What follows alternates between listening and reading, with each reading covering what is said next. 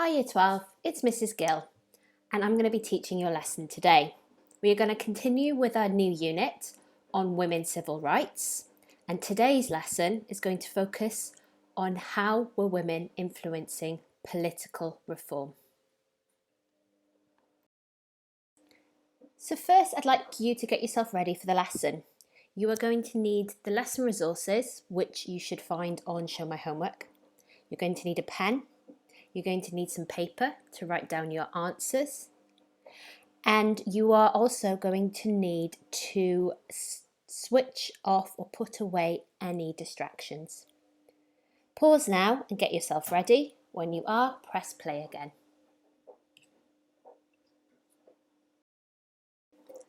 Last lesson, we looked at the role of women in social reform. So your Do Now task is all about that. You have 5 quiz questions to answer, and I'd like you to pause the video and try to answer them from memory without your notes. This will tell you how much you remember from last time. Pause now, and when you are finished, press play. Well done on your Do Now, and here are the answers. I'd like you to pause the video and mark your own answers. If you get any wrong, please write the answers in a different colour pen.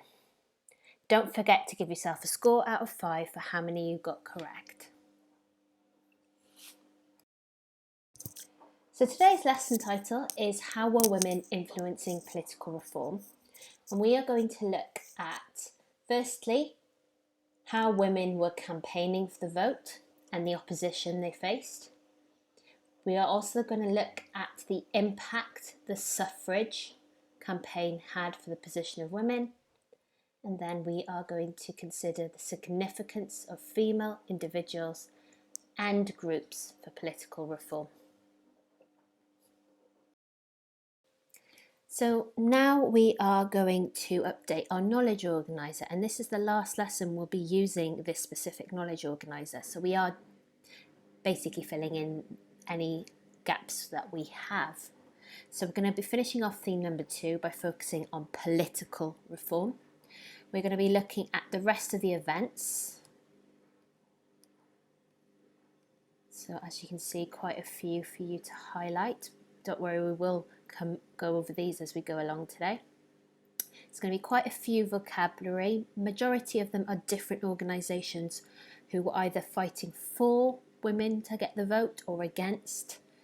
They can get very confusing, so you will probably need to spend some time making sure you know the difference between them. But as you can see, there's quite a few. And more importantly, we need to make sure we understand what suffrage was, which was the right to vote. And then there are plenty of people we're going to look at. So it's the remaining 4 people on your knowledge organisers. So you may want to quickly pause the video just to update your own copy, and when you're ready, press play.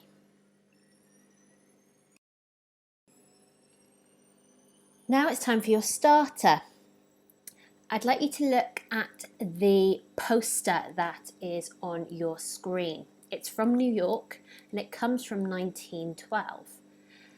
2 questions I'd like you to consider. First of all, how are both women depicted, shown in other words?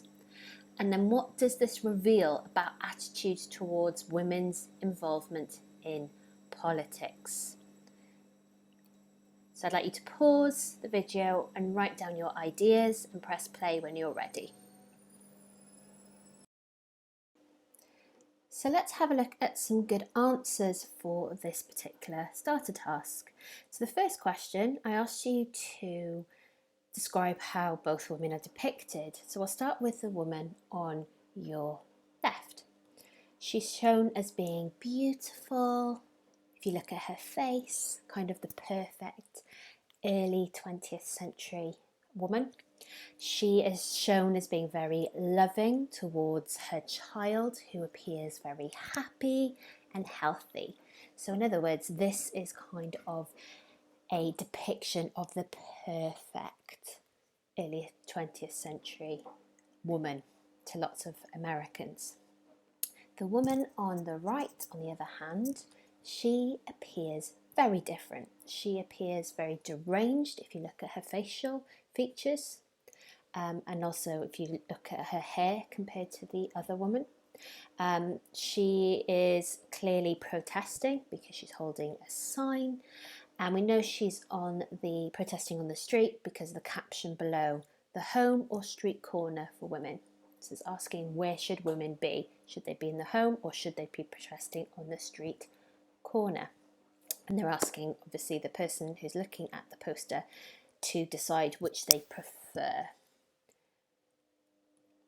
Now, this suggests that there were people in America that believed that a woman's role was to stay at home, being a mother, being a carer, and that they shouldn't be involved in politics. Okay, women were meant to be in the sphere of the home, men were meant to be in the sphere of politics, and that women who wanted to join that sphere of politics, clearly according to this poster, were not normal, were deranged, unattractive, things like that. So I'd like you to press pause and write anything that you missed or anything you feel like you could add to your own answer, and then press play when you're ready. So our new knowledge for today's lesson is we're going to try and understand how women were campaigning to get more political rights. And the key campaign was the right for women to vote. Now, it was mainly led by educated white middle class women. So lots of the women you're going to find out about today fit into that category. It dates back to much earlier than people assume. Actually, it goes back to the early decades of the 19th century. It was really closely linked at first with two other key social movements: the temperance movement. So if you remember, that was the movement to try and ban and get rid of alcohol, and the anti-slavery movement. In fact, quite a lot of the women we are going to mention today not only made a name for themselves in campaigning for women to get the right to vote, they had previously made a name for themselves as campaigners to end slavery as well. Now, some people give the date of 1848 as the real start point for the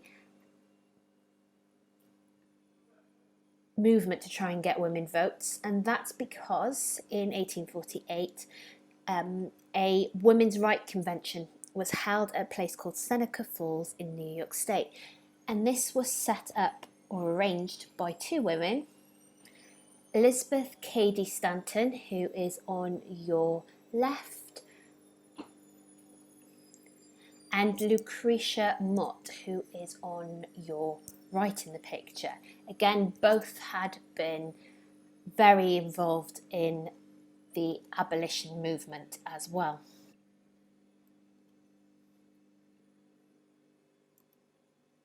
So this is important because it was the first convention held to discuss female suffrage. The first time a big group of women had got together and discussed how women should get the vote.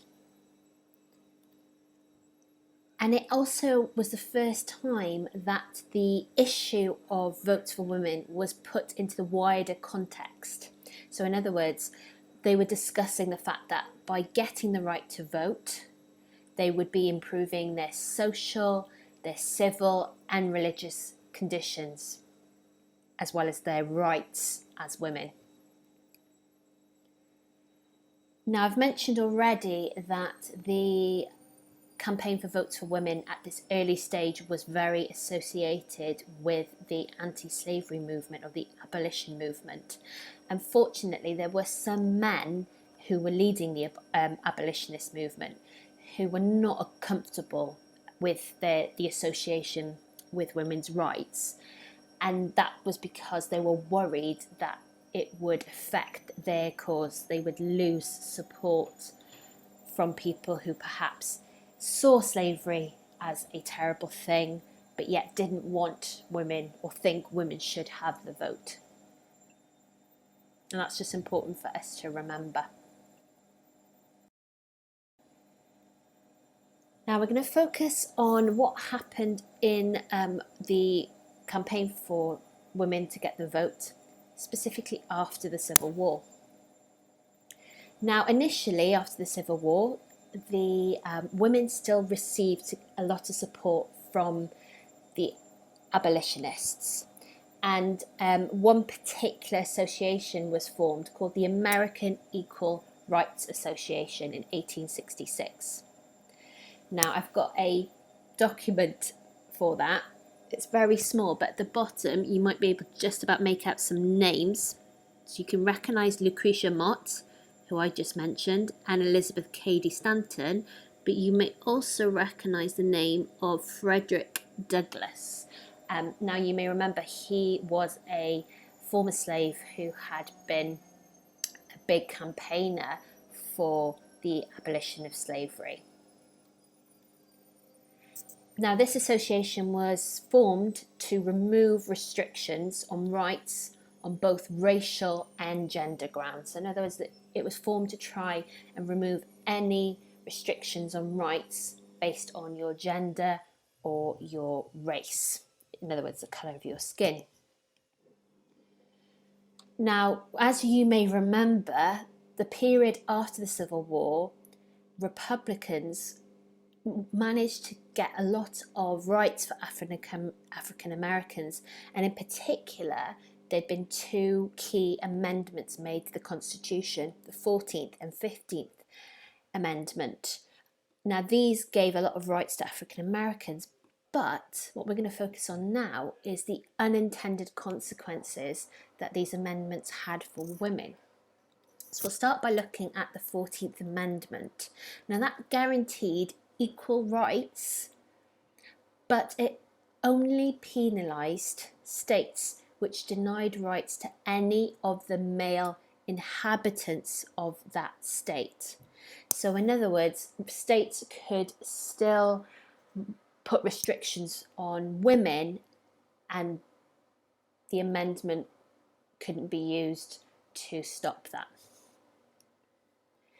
If we look at the 15th Amendment, now that stated that voting rights could not be denied on accounts of race, colour, or previous conditions of servitude. In other words, you could not be denied the vote based on your race, your colour, or the fact you used to be a slave. But what was really key is, as you can see, it does not mention gender. All right, so again, women still could be denied the right to vote, but an African American man could not be denied their new vote, right to vote. Now, the 14th and 15th Amendment really disappointed and angered campaigners for female suffrage, especially highly educated middle-class women. They felt that they were being denied the right to vote, despite the fact that African Americans or other men who were less educated than them could vote. They thought this was unfair. So for anyone who had thought that perhaps after the Civil War they would gain the right to vote, were wrong. So a key thing that you need to know about after the American Civil War is that the suffrage movement actually split. Now, the reason for that was at the time there was little support for women's suffrage groups. And so abolitionists who were campaigning very heavily for African American rights felt they needed to distance themselves from women's groups in order to make sure that they prioritised African Americans and gaining rights for them specifically. And this led to splits in the women's reform movement, because some women felt that rights for women could be gained through still campaigning for African Americans, whilst others wanted to just focus on women. So the first organisation that was set up kind of after this split is the American Women's Suffrage Association, or the AWSA. It was formed in 1869, so a few years after the American Civil War, and it was set up by a lady called Lucy Stone, who had been a keen abolitionist as well as a campaigner for women's rights. Now, this association remained pledged to securing the vote for male African Americans. So again, despite the 15th Amendment, they still wanted to make sure that African Americans, and male African Americans particularly, were able to use that right to vote. And they, unusually for an association that has the word woman in the title, they actually allowed male members to campaign with them. Now, they adopted a moderate approach to achieving the vote for women. So, again, not being too harsh, not being too aggressive. And they also focused on trying to achieve rights for women just at a state level. So, prioritising specific states and trying to get them to give women the votes on kind of smaller, more local issues. And there was, to some extent, some success in this. So, for example, in 1869, Wyoming gave some women the rights to vote, and in 1870, Utah did the same.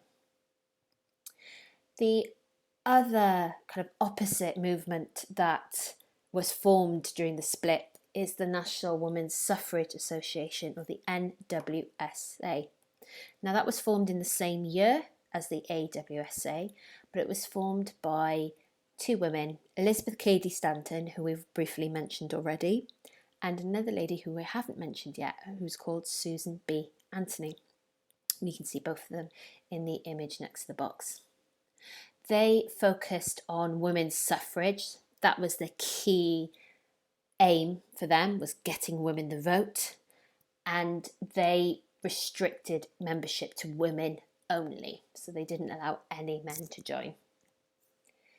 They campaigned much more aggressively, and their focus was to try and get a federal constitutional amendment that would recognise the right of women to vote. So in other words, they wanted an amendment like the 15th Amendment that gave African American males the right to vote. They wanted the same but for women. And by aggressive campaigning, they were not afraid to break the rules. In fact, Susan B. Anthony, one of the things that makes her quite infamous is she was arrested for trying to vote in a presidential election, despite the fact she knew she did not have that right. And she was convicted of electoral malpractice. She and other women were fined for basically breaking the voting rules.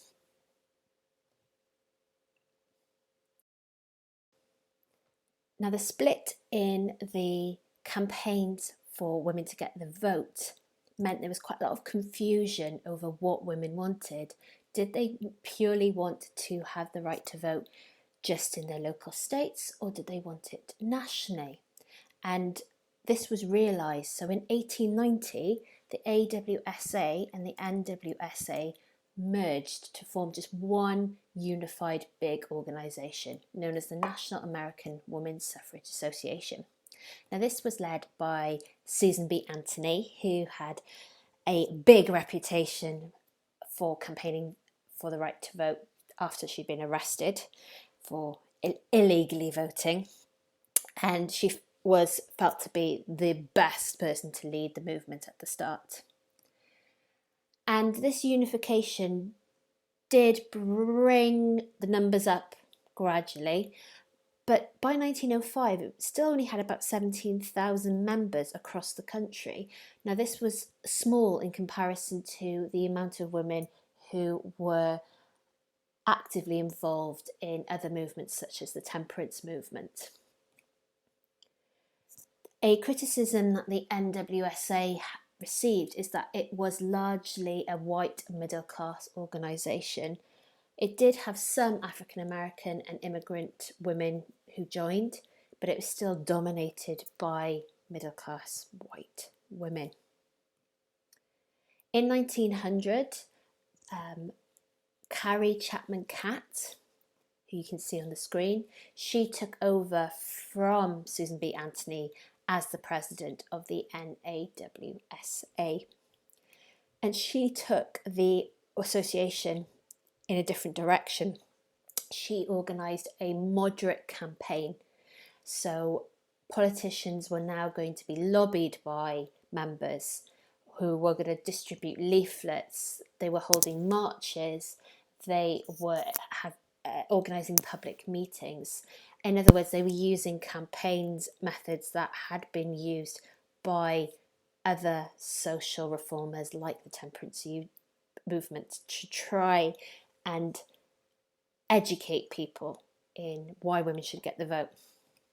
Not only that, their arguments changed. It became less about arguing that denying women the right to vote was denying a natural justice and was an inequality. And their arguments focused more on the fact that women needed the vote in order to influence particular laws. So, for example, they could influence laws to help with working conditions if they had the right to vote, or they could influence laws to ban alcohol. So again, this is targeting women who were involved in the temperance movement, or that they could influence laws to help social reforms if women had the vote, or they could just be involved with matters to do with raising children. So it was more about trying to prove to other women and to men that giving women the right to vote would allow big changes in America, some key social changes, and that women could still continue to be active in their society, in their community, and in their families.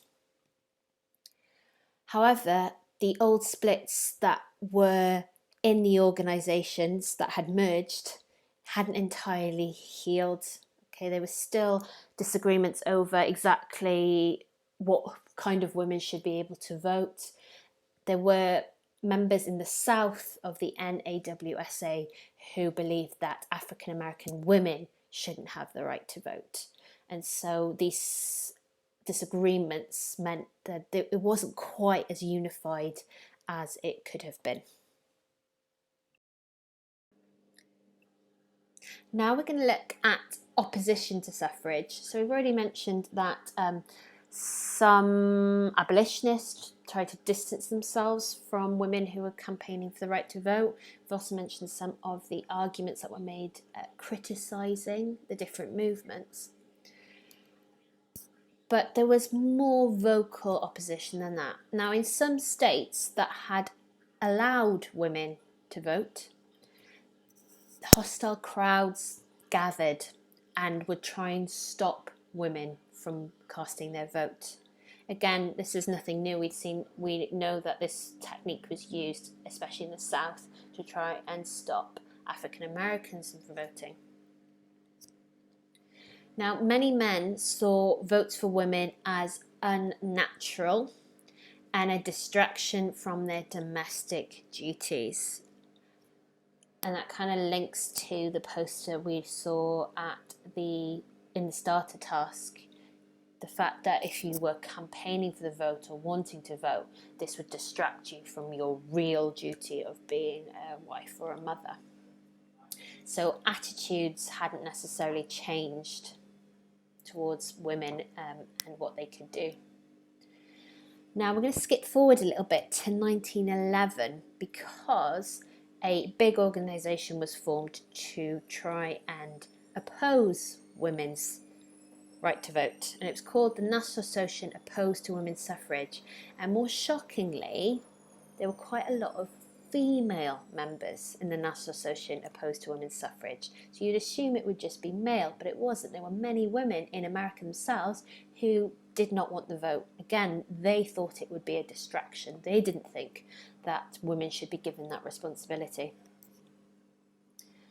And they saw the women's rights, and especially the right to vote, as undermining the special place and respect that women had from working in the home or from raising children or for working for good causes. So in other words, they thought that getting the vote would distract them, take them away, and stop people respecting women for those particular skills.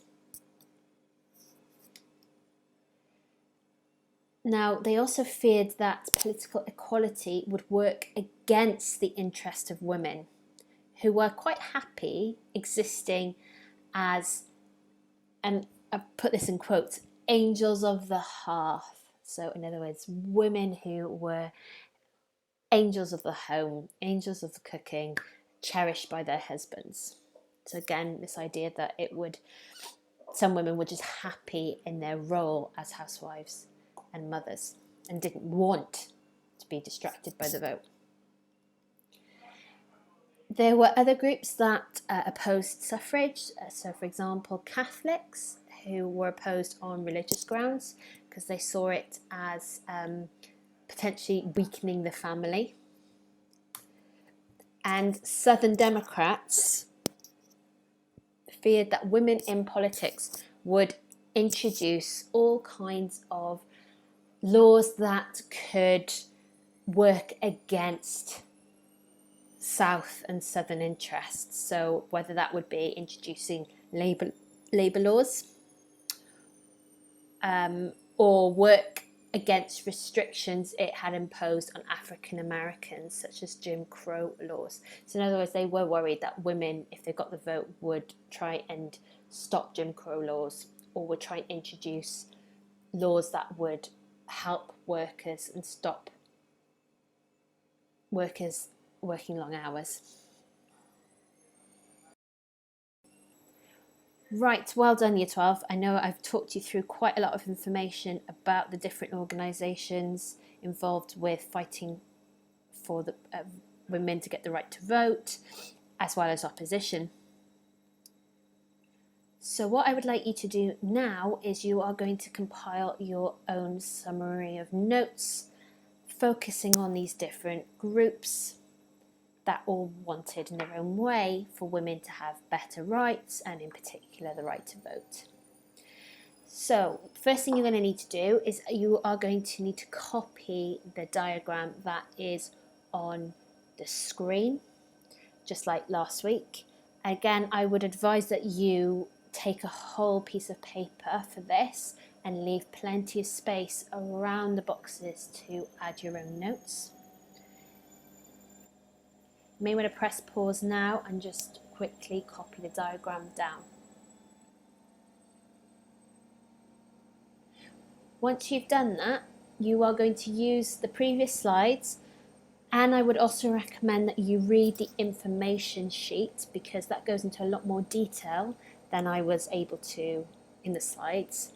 And you are going to use both of them to add the following information to your diagram in different colours. So as you can see, first question is how were women in each group campaigning for the vote? And I want you to include specific examples. And I've done that for Women's Rights Convention. I've written down it discussed female suffrage and it put the issue into wider context. Then in a second colour, I'd like you to add what opposition did they face, and again, specific examples.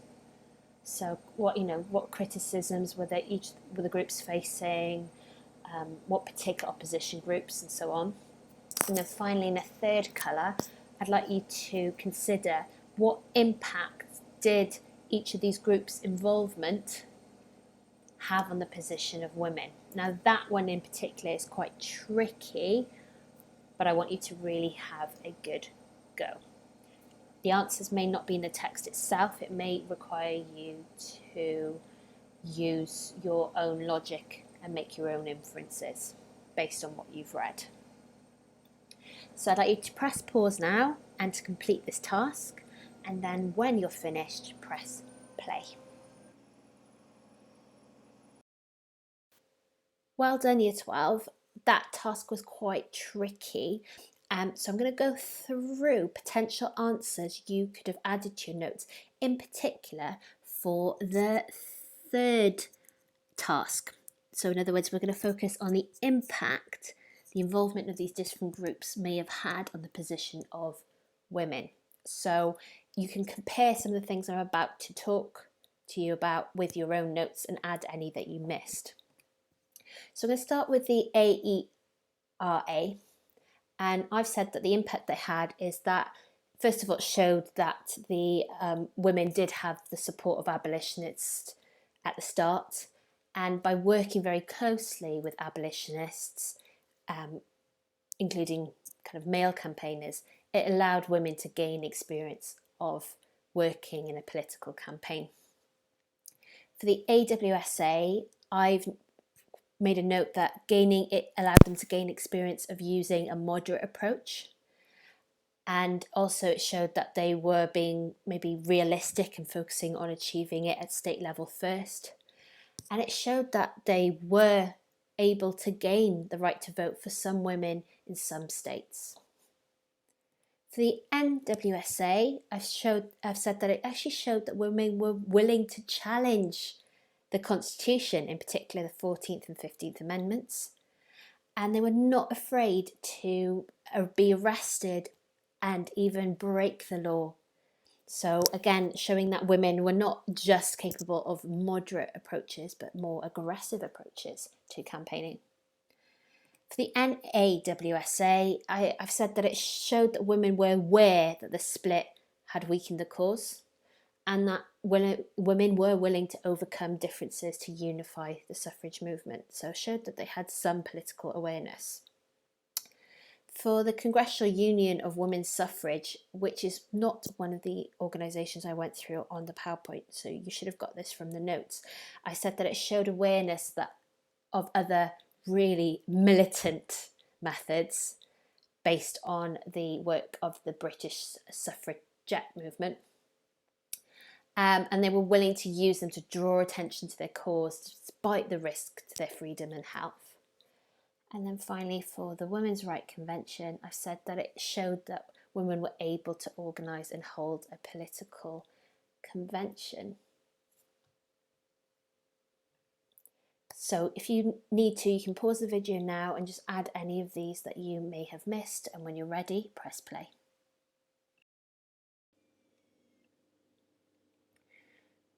So just like last lesson, we are now going to evaluate the significance of some of the individuals and groups that we've learnt about today who all tried to get women the vote.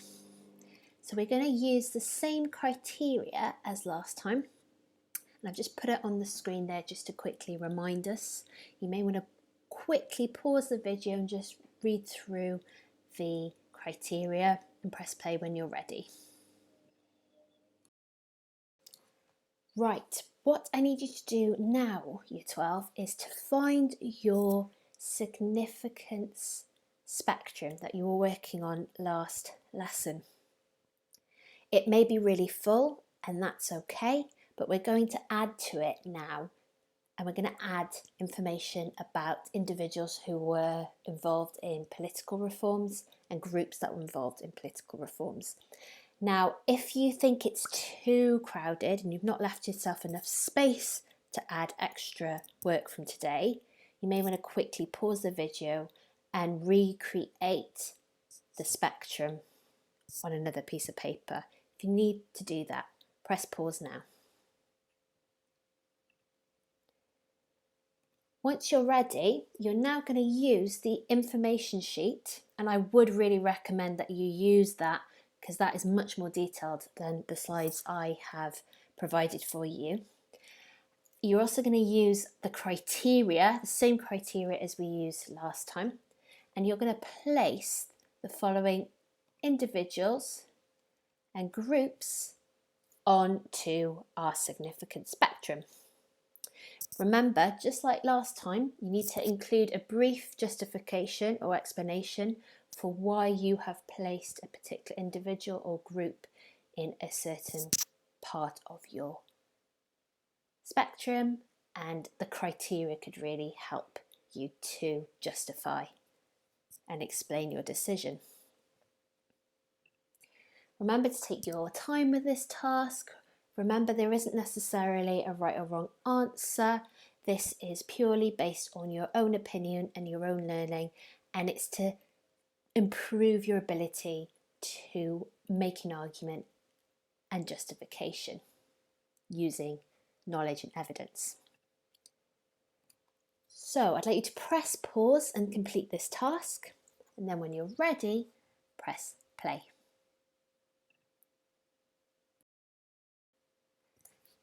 Fantastic, Year 12. You now should have a completed significant spectrum with lots of names of individuals and organisations that were involved in both social reforms and political reforms. It may look really crammed and busy, but that is okay. As long as you have that information, I'm very pleased. Well done.